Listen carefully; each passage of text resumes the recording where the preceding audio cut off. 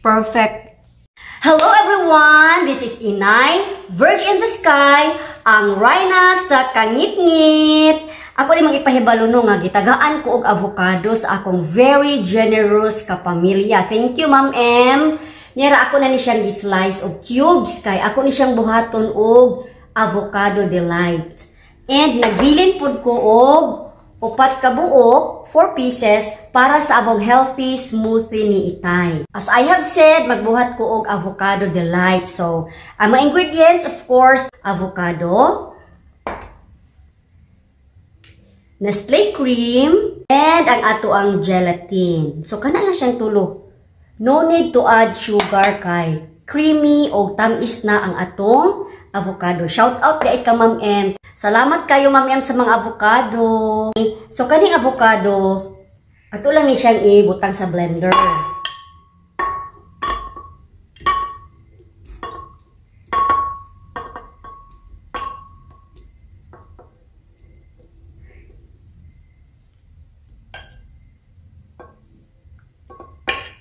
Tugdan na nato guys. So, last round na ni siya, guys. Nakang pinakalapot na gyud.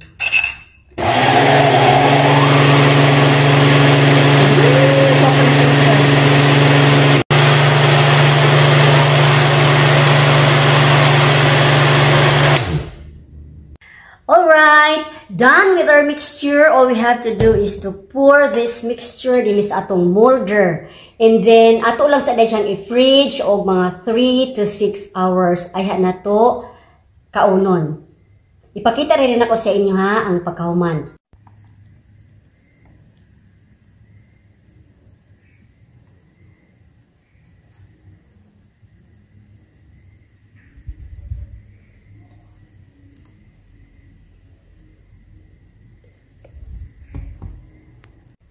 Alright, na-plaster na siya sa atong molder. Guwapa na kayo siya, no?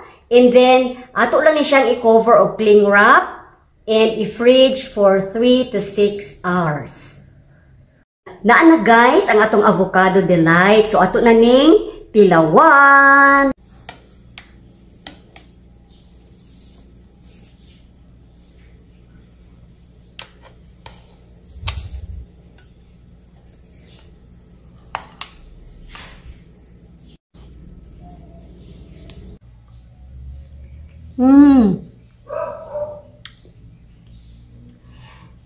Creamy kaayo siya.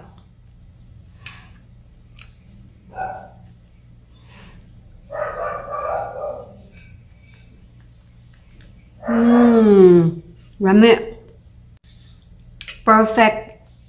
Okems. So atong hatdan si Itay para ni kang Itay o para po ni sa ihang body nga si Coco kani trabaho sila karon sa kuwas ug ato ni silang pangutan-on kung lami ba ang gibuhat ni Inay Virgin in the Sky ang Rhina sa kangit-ngit nga avocado delight. Na ato-atoon sila.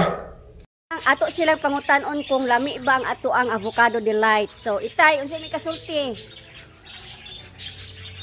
Okay, ikaw ko, tilong isa ko. Lami ko? Okay. So, lami ang avocado delight.